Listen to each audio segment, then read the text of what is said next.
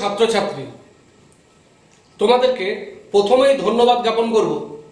তোমরা যারা আমার ক্লাসটাকে খুব সুন্দরভাবে ফলো করছো এবং সেই সাথে অন্যদের সুবিধার জন্য যারা শেয়ার করছো।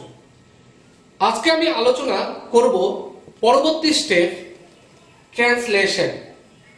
আমরা জিন এক্সপ্রেশনে দেখেছিলাম।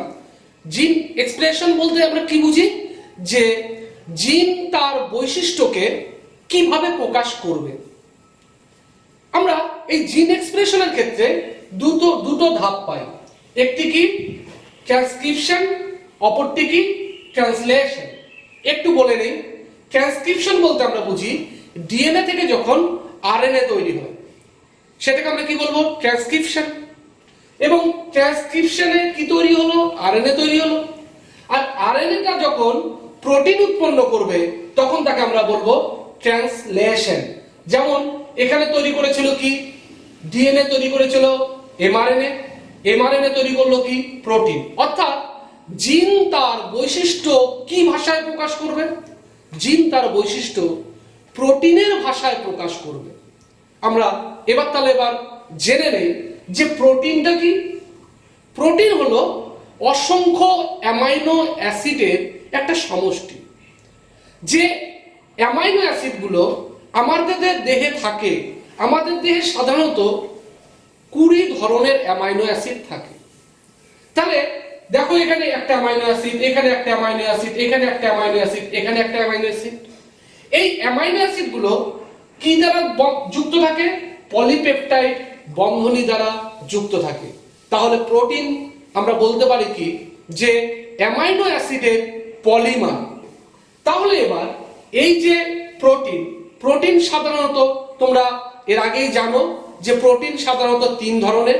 কি কি পেয়েছিলাম আমরা, অ্যারোমেটিক, অ্যালিফেটিক, হেটারোসাইক্লিক। আর এই অ্যামাইনো অ্যাসিডগুলোকে কে বহন করে নিয়ে যায়, বা অ্যামাইনো অ্যাসিডগুলোকে কে নিয়ে আসছে, কিভাবে প্রোটিন তৈরি হচ্ছে, সেক্ষেত্রে একটা শব্দ আছে কোডন। কোডনটা কি, যে কোডন বলতে আমরা বুঝি এমআরএনএর উপর অবস্থিত 3টি নিউক্লিওটাইডের সজ্জা, যা কি করবে, অ্যামাইনো অ্যাসিডের সংকেত বহন করবে, তাকে আমরা বলবো কোডন। এই কোডন বলতে গিয়ে আমরা দুটো জিনিস পাবো, একটা হলো স্টার্ট কোডন, একটা হলো স্টপ কোডন। এই স্টার্ট কোডন কাকে বলবো আমরা, AUG। দেখো 3টি নাইট্রোজেন বেস, আগেই বললাম কোডন মানে 3টি নাইট্রোজেন বেস অর্থাৎ নিউক্লিওটাইডের সজ্জা। আর স্টপ কোডন কি পাবো, এই 3টে UAA, UAG, UGA। এখানে কিছু কোডন দেওয়া আছে। সাধারণত এই যে 20টা অ্যামাইনো অ্যাসিড তৈরি করছে, কতগুলি কোডন, 61টি কোডন, 61টি কোডন কিন্তু এই অ্যামাইনো অ্যাসিডগুলোকে তৈরি করছে। এবং এই কোডনগুলোর সজ্জাও কিন্তু ফিক্সড। যেমন AGU methionine, CCG proline, UAA tyrosine, GCU serine, UCU cysteine. এইগুলো হলো কি এক একটা কোডন। এই শব্দগুলো কিন্তু পরবর্তীতে যখন ট্রান্সলেশন প্রসেস আমরা আলোচনা করব তখন কিন্তু আসবে। এবার আমরা জেনে নেব যে এই যে ট্রান্সলেশন পদ্ধতি সম্পূর্ণ হওয়ার জন্য কি কি জিনিস দরকার, অর্থাৎ উপকরণ কি লাগবে, এবং এই উপকরণগুলোর গঠন কি হবে, সেটা না জানলে কিন্তু আমরা ট্রান্সলেশন প্রসেসে প্রবেশ করতে পারবো না। এবার তোমরা চোখ রাখো সেই গঠনগুলির দিকে। এবার তোমরা এখানে 3টি গঠন লক্ষ্য করো। প্রথম গঠন রাইবোজোমের গঠন। কারণ কি, যে আমরা জানলাম নিউক্লিয়াসের ভেতরে এমআরএনএ উৎপন্ন হয়ে সাইটোপ্লাজমে যাচ্ছে, কার কাছে যাচ্ছে, রাইবোজোমের কাছে যাচ্ছে প্রোটিন তৈরি করার জন্য। রাইবোজোমের গঠনে আমরা দুটো অধঃএকক দেখতে পারি। এই অধঃএককগুলো কিন্তু প্রোটিন সংশ্লেষের পূর্বে কিন্তু আলাদা আলাদা থাকে। কিন্তু ইউক্যারিওটিক কোষে এক ধরনের রাইবোজোম দেখতে পারি, প্রোক্যারিওটিক কোষে আরেক ধরনের দেখতে পারি। তাহলে ইউক্যারিওটিক কোষে আমরা 30S এবং 50S অর্থাৎ 70S দেখব। প্রোক্যারিওটিক কোষে আমরা 30S এবং 50S 70S প্রকৃতির রাইবোজোম দেখব। এস কি? এস হলো তোমরা আগেই জানো ভেদবার্গের একক। আবার ইউক্যারিওটিক কোষে আমরা 40S এবং 60S অর্থাৎ 80S প্রকৃতির রাইবোজোম দেখি। পরবর্তী ছবি দেখো, এটি একটি টিআরএনএর গঠন। গঠনটা দেখো তো একটু ভালো করে, কি রকম দেখতে, অনেকটা ক্লোভার লিফের মতো দেখতে। এর দুটো দেখো পায়ের মতো অংশ আছে, এই অর্থাৎ আরএনএ আমরা জানি একতন্ত্রী, কিন্তু আরএনএ তো কিছু কিছু ক্ষেত্রে দ্বিতন্ত্রী হয়ে যায়।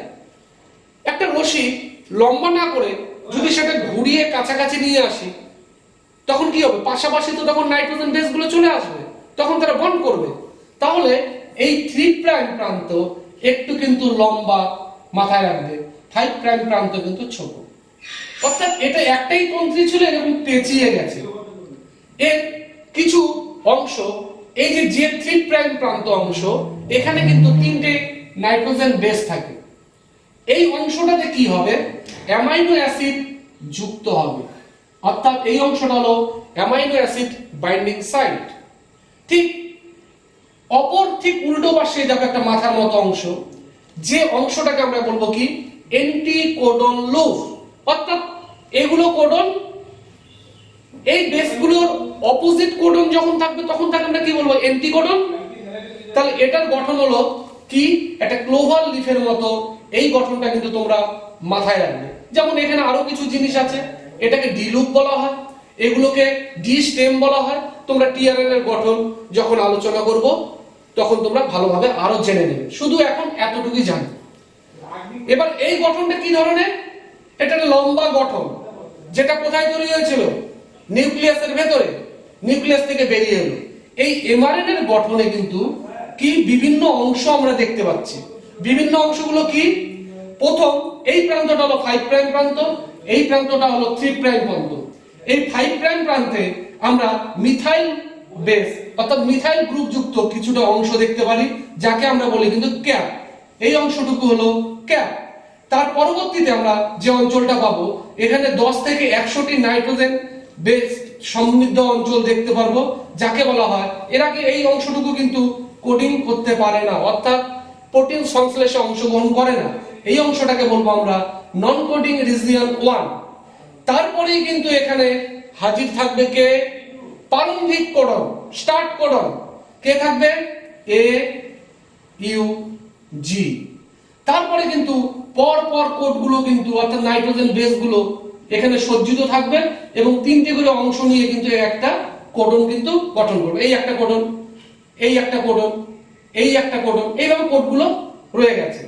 এবার তারপরে অংশটাকে বলবো স্টপ কোডন। কে হাজির থাকবে? এই 3টে। এই 3টে যখন হাজির থাকবে তখন তোমরা পরবর্তীতে আলোচনায় দেখতে পারবে যে আর কিন্তু প্রোটিন সংশ্লেষ হচ্ছে না। কেন হচ্ছে না সেটা আমি বলবো। তার পরবর্তী অংশটাকে আমরা বলবো নন কোডিং রিজিয়ন 2, অর্থাৎ এখানে 50 থেকে 100টি নাইট্রোজেন বেস থাকে। তার পরবর্তী অংশটা আমরা কি দেখবো? এখানে 200 থেকে 250টি অ্যাডেনিন, শুধুমাত্র অ্যাডেনিন যুক্ত অঞ্চল থাকে, যাকে আমরা বলবো পলি এ। এই হলো এমআরএনএ এর গঠন। তাহলে 3টে গঠনই এখানে তোমাদের সামনে সামারি আকারে উপস্থাপন করলাম। এরপরে আমরা আরেকটি উপকরণ লাগে এবং সেটা কি? বিভিন্ন প্রোটিন ফ্যাক্টর কাজ করে এখানে। সেই প্রোটিন ফ্যাক্টরগুলো সম্বন্ধে জানবো এবং ট্রান্সলেশন শুরুর পর্বে কি ঘটনা ঘটে সেটাও আমরা এবার জেনে নেব। এবার তোমরা দেখো যে একটু আগে বললাম আমি প্রোটিন ফ্যাক্টর, অর্থাৎ এই যে ট্রান্সলেশন পদ্ধতি সম্পন্ন হওয়ার জন্য কিছু প্রোটিন ফ্যাক্টর কাজ করে। এখানে পলিপেপটাইড শৃঙ্খল তৈরি হওয়ার জন্য 3টি ফ্যাক্টর কাজ করে। প্রথম ফ্যাক্টর ইনিশিয়েশন ফ্যাক্টর, দ্বিতীয় ফ্যাক্টর ইলংগেশন ফ্যাক্টর, তৃতীয় ফ্যাক্টর রিলিজিং ফ্যাক্টর। এই ফ্যাক্টরগুলো কিন্তু প্রোক্যারিওটিক কোষে এক ধরনের, ইউক্যারিওটিক কোষে কিন্তু আরেক ধরনের। তোমরা দেখো এখানে প্রোক্যারিওটিক কোষে ইনিশিয়েশন ফ্যাক্টর সাধারণত 3টি, IF1 অর্থাৎ ইনিশিয়েশন ফ্যাক্টরকে সংক্ষেপে IF বলা হয়, IF1, IF2, IF3। ইউক্যারিওটিক কোষে কিন্তু 10 ধরনের কিন্তু ইনিশিয়েশন ফ্যাক্টর কাজ করে। আবার ইলংগেশন ফ্যাক্টর প্রোক্যারিওটিক কোষের ক্ষেত্রে EF2, EFTS, EFG এই তিনটি ইলংগেশন ফ্যাক্টর কাজ করে। ইউক্যারিওটিক কোষের ক্ষেত্রে EF1 এবং EF2। আর রিলিজিং ফ্যাক্টর সাধারণত দুটো সেলের ক্ষেত্রে একই, কি কি? Releasing factor 1, releasing factor 2। এবার চলো আমরা প্রবেশ করব কোথায়? ডিএনএ ট্রান্সলেশন কিভাবে শুরু হচ্ছে, কিভাবে শেষ হচ্ছে। তোমরা কিন্তু স্টেপ বাই স্টেপ যদি ফলো না করো তাহলে কিন্তু বুঝতে পারবে না, কারণ একটু জটিল প্রকৃতির, কিন্তু বুঝে গেলে খুবই সহজ। এবার তোমরা প্রথম স্টেপে দেখো কি হয়।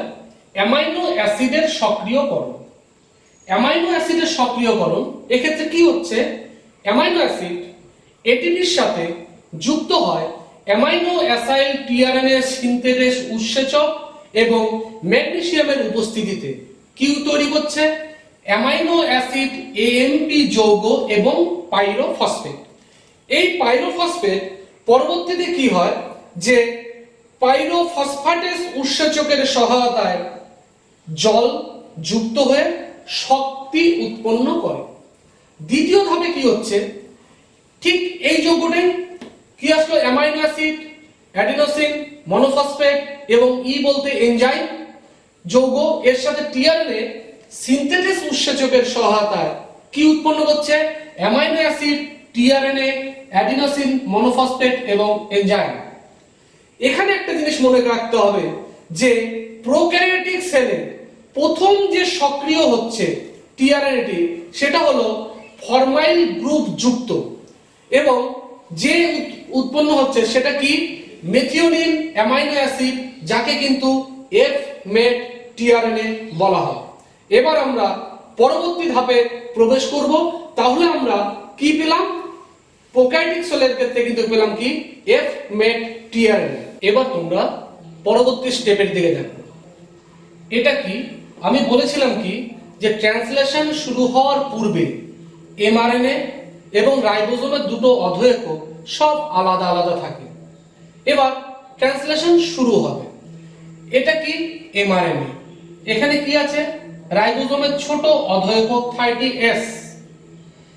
যে প্রোটিন ফ্যাক্টর গুলো বললাম, ঠিক প্রোটিন ফ্যাক্টর IF1, IF2 আর IF3 অর্থাৎ ইনিশিয়েশন ফ্যাক্টর, এই ফ্যাক্টর 1 এবং 3 এর প্রভাবে কি হবে যে এই 5 প্রাইম প্রান্তের দিকে ঠিক 30S রাইবোজোম এসে যুক্ত হবে। যখন যুক্ত হলো কি গঠন করলো? 30S ইনিশিয়েশন কমপ্লেক্স এবং উৎসেচক। এবার পরবর্তী ধাপে কি হলো এখানে দেখো। এই ধাপ দেখার আগে তোমরা এই সাইডে ফলো করো, আরেক দিকে কিন্তু আরেক ঘটনা ঘটছে। এটা টিআরএনএ এর গঠন একটু উল্টিয়ে এঁকেছি, তাহলে অ্যান্টিকোডন লুপ আমরা আগের ছবিতে দেখিয়েছিলাম নিচের দিকে চলে গেল উপর দিকে। এখানে তিনটে কি আছে? অ্যান্টিকোডন, কারণ এখানে এমআরএনএ এর প্রারম্ভিক কোডন কি ছিল? AUG। ঠিক AUG এর অপোজিট কি আসবে? UAC।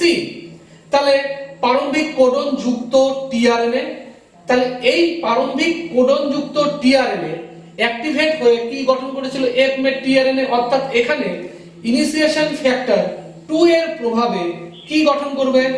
F-MET tRNA. তাহলে এখানে তৈরি হলো F-MET টিআরএনএ, এখানে থাকলো কি? 30S initiation complex. এবার ইনিশিয়েশন ফ্যাক্টর 2 এবং জিটিপির প্রভাবে এটার সাথে গিয়ে যুক্ত হবে কে? এই টিআরএনএটা। কোন স্থানে যুক্ত হবে? ঠিক টি স্থানে যুক্ত হবে। অর্থাৎ এখানে এই রাইবোজোমের তিনটে প্রান্ত থাকে, একটা হলো ই প্রান্ত, পি প্রান্ত মানে পেপটাইল প্রান্ত, এটা হলো অ্যামাইনো অ্যাসাইল প্রান্ত। তাহলে এই পি প্রান্তে কিন্তু কে রয়েছে? প্রারম্ভিক কোডন। তাহলে প্রারম্ভিক কোডন যদি পি প্রান্তে থাকে, এবার IF2 এবং জিটিপির প্রভাবে এই F-MET টিআরএনএ গিয়ে পি প্রান্তে যুক্ত হলো। এবার যুক্ত যখন হবে তৈরি করলো কি? 30S mRNA F-MET tRNA complex এটা। এবার আমার আরেকটা অধঃএকক কিন্তু রয়েছে, আরেকটি অধঃএকক ছিল 50S রাইবোজোম। এই জায়গাটা দেখো, এটা কি? 50S ribosome. এই 50S রাইবোজোম ইনিশিয়েশন ফ্যাক্টর 1 এবং ম্যাগনেসিয়াম আয়নের প্রভাবে কি হবে, ঠিক এসে এই জায়গায় যুক্ত হবে, অর্থাৎ কোন জায়গাটায়, এই জায়গাটাতে যুক্ত হবে। যখন যুক্ত হলো তখন ঠিক তৈরি করলো কি 70S mRNA F-MENT tRNA যুক্ত যৌগ। তাহলে এখানে কয়টা সাইট ফাঁকা আছে এখন? এই রাইবোজোমের এ সাইট ফাঁকা আছে, ই সাইট ফাঁকা আছে, আর যে টিআরএনএটা প্রারম্ভিক কোডনে গিয়ে যুক্ত হয়েছে এটা কি ছিল? মেথিওনিন। বলেছিলাম প্রারম্ভিক কোডনের যে অ্যান্টিকোডন লুপের সাথে ঠিক তার 3 প্রাইম প্রান্তে থাকবে কি মেথিওনিন, এটা কিন্তু ফিক্সড। তাহলে মেথিওনিন অ্যামাইনো অ্যাসিড কোথায় এলো? এখানে এলো। এখানে যখন থাকবে তাহলে আমরা দুটো ফাঁকা প্রান্ত পেয়েছি, কি এ প্রান্ত এবং ই প্রান্ত। এখন কি ঘটনা ঘটবে এটা তোমরা এবার পরের ছবিতে লক্ষ্য করো। এবার ইলংগেশনে যাবার আগে আমরা ইউক্যারিওটিক সেলের ক্ষেত্রে ইনিশিয়েশন কমপ্লেক্সটা কিভাবে গঠিত হবে এটাও একটু দেখে নিই। ইউক্যারিওটিক সেলের ক্ষেত্রে আমরা ইনিশিয়েশন ফ্যাক্টর পেয়েছিলাম, ইলংগেশন ফ্যাক্টর পেয়েছিলাম 1 2 3 4a 4b। তাহলে রাইবোজোম ইউক্যারিওটিক সেলের ক্ষেত্রে কি থাকে? দুটো অধঃকক, একটা হলো 40S, একটা হলো 60X। এই 40S mRNA এর সাথে যুক্ত হবে ইলংগেশন ফ্যাক্টর 2 এর প্রভাবে, কি হবে 40S mRNA। এবার 40S mRNA কার সাথে যুক্ত হবে? মেট tRNA এর সাথে। ইলংগেশন ফ্যাক্টর 2 এবং ATP এর প্রভাবে কি গঠন করবে? 40S mRNA মেট tRNA। এবার এই 40S mRNA মেট tRNA পরবর্তী অধঃকক কি 60S অধঃককের সাথে যুক্ত হবে। কার প্রভাবে? ইলংগেশন ফ্যাক্টর 1 এবং 4 এর প্রভাবে, এবং উপস্থিত থাকবে কে? Magnesium ion. কি গঠন করবে? 80S mRNA মেট tRNA। অর্থাৎ এটাই কি ইউক্যারিওটিক সেলের ক্ষেত্রে কিন্তু ইনিশিয়েশন কমপ্লেক্স। এবার পরের ছবি দেখো। তাহলে আমরা এখানে রাইবোজোমের পুরো অধঃকক যুক্ত হয়ে গেছে, tRNA যুক্ত হয়েছে কোথায়? পি সাইডে। এবার এ সাইডটা ফাঁকা আছে। মাথায় রাখবে যে রাইবোজোমের কিন্তু এই যে mRNA, এই mRNA কোন দিকে মুভ করবে? 5 প্রাইম থেকে 3 প্রাইমের দিকে কে মুভ করবে? রাইবোজোম ফিক্স থাকবে, mRNA ফিক্স থাকবে। রাইবোজোম কিন্তু এই দিকে মুভ করবে, রাইবোজোম এদিকে এগিয়ে যাবে এবং mRNA কিন্তু এই দিক দিয়ে বেরিয়ে যাবে। অর্থাৎ মুভমেন্টটা হবে কি রকম? এই রকম।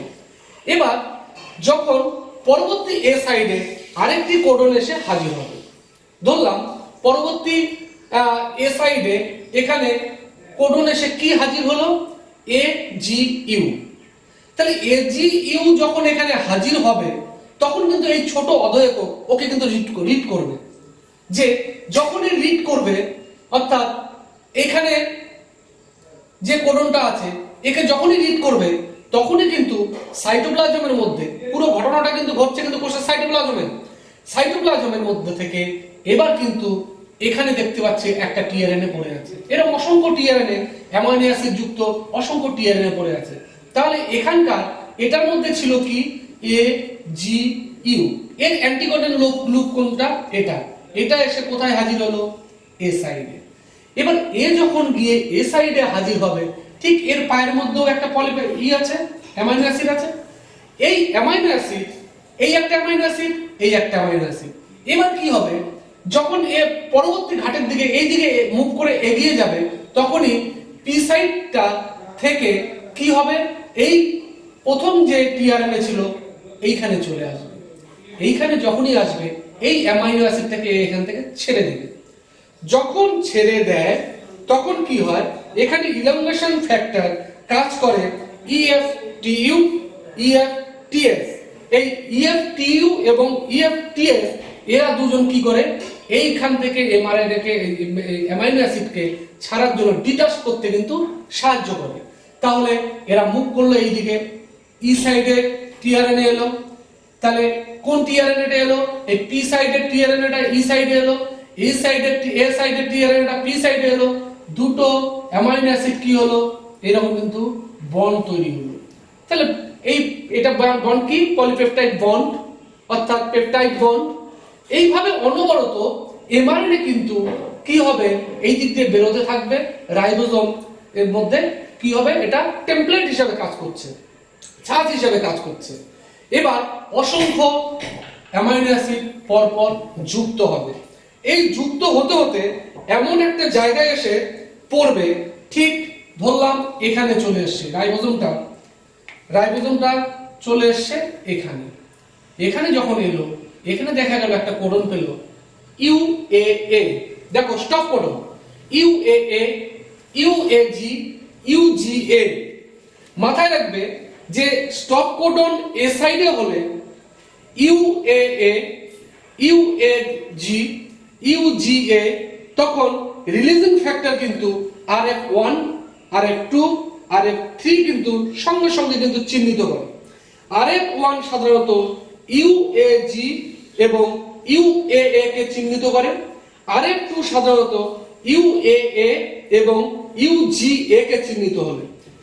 এই চিহ্নিতকরণ হয়ে গেলে যে কোনো একটা রিলিজিং ফ্যাক্টর কি হয়, অ্যাটাচ হয়ে যায়। কোথায় অ্যাটাচ হবে? এ সাইডে। যখন এ সাইডে একটা রিলিজিং ফ্যাক্টর অ্যাটাচ হয়ে যাবে, তখন কিন্তু কোনো টিআরএনএ আর এখানে কিন্তু মুভ করতে পারে না। যখনই মুভ করতে পারবে না, তখনই কিন্তু এই পলিপেপটাইড শৃঙ্খলটা রাইবোজোমের যে কোনো একটা খাস দিয়ে কিন্তু সাইটোপ্লাজমে বেরিয়ে আসে। তাহলে সাইটোপ্লাজমে যখন বেরিয়ে আসবে, তাহলে পলিপেপটাইড গুলো এটাই কি? এটাই হচ্ছে প্রোটিন। তাহলে আমরা সম্পূর্ণরূপে ট্রান্সলেশন প্রক্রিয়াটা তোমাদেরকে নিখুঁতভাবে বোঝানোর চেষ্টা করেছি। তোমরা একটু পাঠ্যপুস্তক থেকে আরেকটু নিজেকে ঝালিয়ে নেবে এবং দেখবে এই ঝালিয়ে নেওয়ার সঙ্গে সঙ্গে তোমরা যদি ছবিগুলো প্র্যাকটিস করো, তাহলে তোমরা পরীক্ষায় অবশ্যই সফলতার সঙ্গে তোমরা কিন্তু উত্তর লিখতে পারবে। ধন্যবাদ।